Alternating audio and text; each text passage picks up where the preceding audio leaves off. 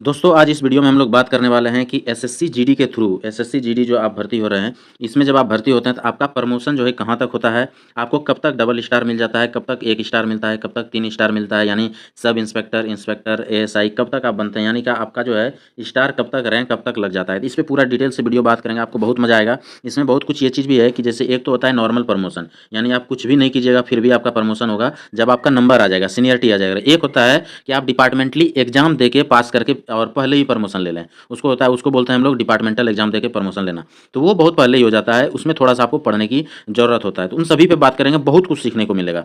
जो दोस्त इसमें ऑलरेडी ज्वाइन कर गए हैं वो भी देखें, और जो ज्वाइन करने वाले हैं वो भी मोटिवेट होने वाले हैं। तो जरूर लास्ट तक वीडियो देखिएगा। चलिए शुरू करते हैं। सबसे फर्स्ट मैं बता दूं, जब एसएससी जीडी में आप भर्ती होते हैं तो आपको जो रैंक दिया जाता है वो आपको, आपका जब पूरा ट्रेनिंग कंप्लीट हो जाता है तो आपका पासिंग आउट परेड होता है, जिसको कि पीओपी बोलते हैं, पासिंग आउट परेड। जब ये पासिंग आउट परेड आपका कंप्लीट हो जाएगा तो वहाँ पे जो है आपका रैंक सेरेमनी किया जाता है, ठीक है। यहाँ पे आपको रैंक लगाया जाता है, यानी फाइनली उस दिन जो है आप कसम परेड भी बोलते हैं उसको, आप कसम खाते हैं देश की रक्षा के लिए कि किसी भी स्थिति में हम देश की रक्षा करेंगे और पीछे नहीं हटेंगे, चाहे आपका जान ही उसमें क्यों नहीं देना पड़े। ये चीज़ों का कसम होता है, ये मैं शॉर्ट में बोला, ये बहुत अच्छे से कसम दिलाया जाता है आपको।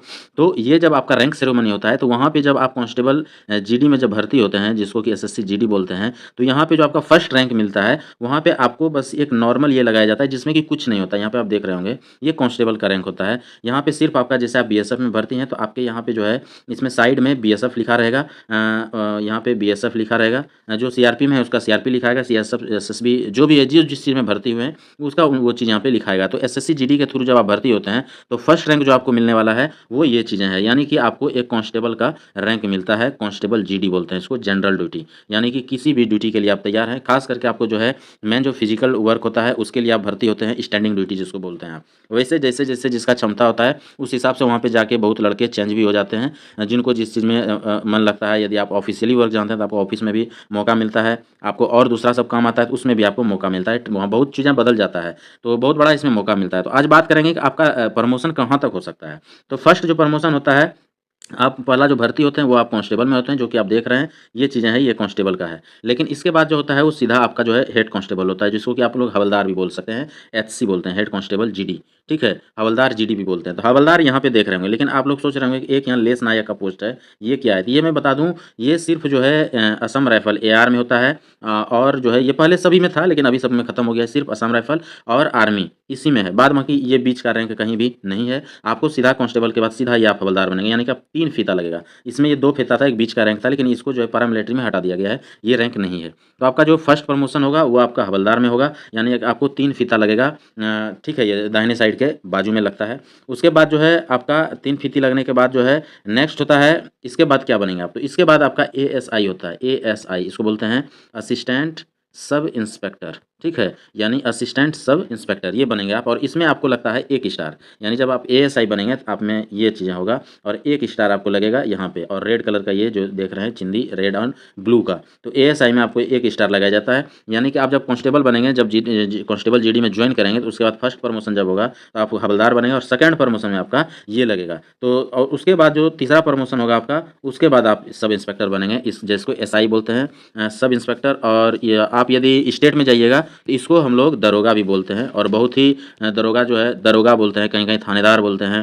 तो बहुत ही मतलब ज़बरदस्त पोस्ट होता है, खास करके स्टेट में जब आपका एसआई का रैंक, मतलब आप यदि एसआई बन जाते हैं, यानी कि दरोगा या थानेदार जो भी बोल सकते हैं, इसको इंग्लिश में हम लोग सब इंस्पेक्टर बोलते हैं, और शॉर्ट में इसको एसआई बोलते हैं। इसमें आपको जो है डबल स्टार यहाँ पे लगा रहता है, काफ़ी अच्छा पोस्ट होता है। तो इस पोस्ट के लिए जो है आपको यानी कि एएसआई बनने के बाद जो है नेक्स्ट जो पोस्ट होगा तो वो होगा ये वाला पोस्ट। तो ये चीज़ें आपको ध्यान रखना है। लेकिन अब यहाँ पे देखने वाली है, चलिए एक पोस्ट और बढ़ते हैं हम लोग, और उसके बाद आप इंस्पेक्टर बनेंगे। इंस्पेक्टर में आपका जो है 3 स्टार लगा रहता है, और जिसको कि आप इंस्पेक्टर बोलते हैं। और चौथा जो प्रमोशन होता है वो डीएसपी का है, जिसमें कि 3 स्टार, और यहाँ पे जो है ये जो चिंदी है ये हट जाता है, ये मिस्टेक है, यहाँ पे चिंदी लगा रहता है और यहाँ पे चिंदी हट जाता है, बस इतना ही अंतर है डीएसपी में। तो उसके बाद आप डीएसपी बन जाते हैं। लेकिन एक चीज़ है, डीएसपी ये सिविल का पोस्ट है। जब आप सेंट्रल सीएपीएफ में भर्ती होते हैं तो यहाँ पे जो है इसको असिस्टेंट कमांडेंट बोला जाता है, असिस्टेंट कमांडेंट बोला जाता है।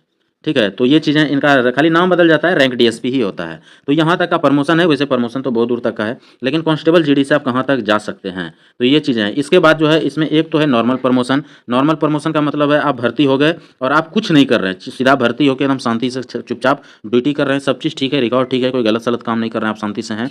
तो आपका एक प्रमोशन आता है जो कि आपका एज ए सीनियरिटी, जैसे आज जब भर्ती आप होंगे तो आप सभी का सीनियरिटी बन जाएगा। कोई 2000 नंबर पे होगा, कोई 3000 नंबर पे होगा, कोई 2001, 2002, 2003 ऐसे करके 3000, 4000, 5000 ऐसे नंबर पे रहता है।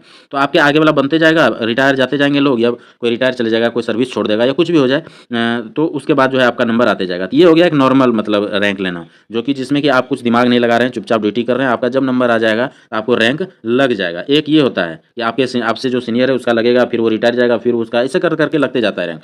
तो ये हो गया एक नॉर्मल रैंक, जो कि जिसमें कि आपको कुछ करने की ज़रूरत नहीं है। लेकिन यदि आप अच्छे हैं और अभी जो खास करके नए लड़के आ रहे हैं, सभी नए लड़के जो एसएससी जीडी में भर्ती हुए हैं, हमें लगभग पता है कि लगभग लड़के ग्रेजुएशन करके आ रहे होंगे, ग्रेजुएशन सबका कंप्लीट होगा। नहीं आपका ग्रेजुएशन कंप्लीट है तो मैं बता दूं, आप जो है इग्नू से अपना ग्रेजुएशन जरूर कंप्लीट कर लें। और इससे क्या होगा कि इग्नू से जब आप ग्रेजुएशन कर लेंगे तो आपको जो है, जब आपका सर्विस 3 साल 3 ईयर जो है कंप्लीट हो जाता है एज ए कांस्टेबल, तो आपको मिलता है डिपार्टमेंटल एग्जाम देने का मौका। तो डिपार्टमेंटल एग्जाम में क्या क्या मिलता है मौका, मैं बता देता हूँ। डिपार्टमेंटल एग्जाम के तहत आप एचसी मिनिस्ट्री में भर सकते हैं, डायरेक्ट एचसी मिनिस्ट्री बन सकते हैं आप। उसके बाद इससे भी बड़ा पोस्ट है सब इंस्पेक्टर, आप डायरेक्ट सब इंस्पेक्टर मात्र 3 साल में, 3 साल के बाद जो है मौका मिल जाता है एसआई बनने का, यानी कि सब इंस्पेक्टर आप बन सकते हैं डिपार्टमेंटल एग्जाम के थ्रू। तो आप यदि 3 साल अच्छे से जॉब करते हैं और आपका ग्रेजुएशन कंप्लीट है, तो डिपार्टमेंटल एग्जाम के थ्रू जो है आप डायरेक्ट सब इंस्पेक्टर बन सकते हैं, यानी कि आप सीधा आपको जो है ये एसआई बन सकते हैं और डबल स्टार आपको लग सकता है। इसके लिए करना क्या यही है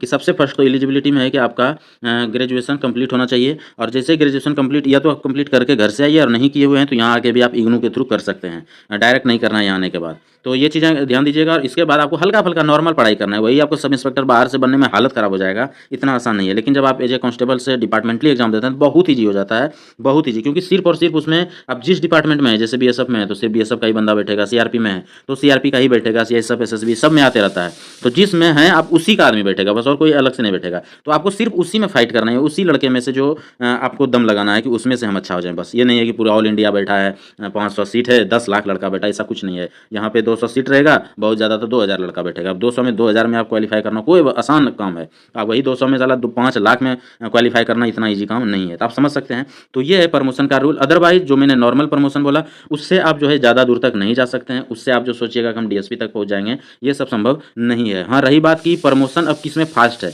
जैसे बहुत सारे फोर्सेस हैं, आप सभी जानते हैं कि बीएसएफ, सीआरपी, आईटीबीपी, एसएसबी बहुत सारा फोर्स है, लेकिन सबसे ज़्यादा प्रमोशन फास्ट किस में है, यानी कि आप कुछ नहीं भी करें, मान लीजिए कि सभी तो डिपार्टमेंटली बन भी नहीं सकते हैं, लेकिन जो लड़का नहीं डिपार्टमेंटली बन सकता है तो वो कहाँ तक जा सकता है, यदि लास्ट तक रिटायरमेंट तक वो कहाँ तक प्रमोट हो सकता है, तो वो नेक्स्ट वीडियो में मैं लेके आऊँगा। और मैं सभी दोस्तों से रिक्वेस्ट है कि क्या ऐसा वीडियो आपको चाहिए कि यदि हम मतलब प्रमोशन का पूरा और चीज़ जाने की, मान लीजिए हम डिपार्टमेंटल पास नहीं भी कर पाएँ तो मेरा कहाँ तक प्रमोशन होगा और किस में फास्ट है, जैसे बीएसएफ में फास्ट है, सीआरपी में फास्ट है, सीएसएफ में फास्ट है, किस में पर फास्ट है। यदि ऐसा वीडियो चाहते हैं नेक्स्ट वीडियो, तो आप कमेंट्स में जरूर लिखिएगा।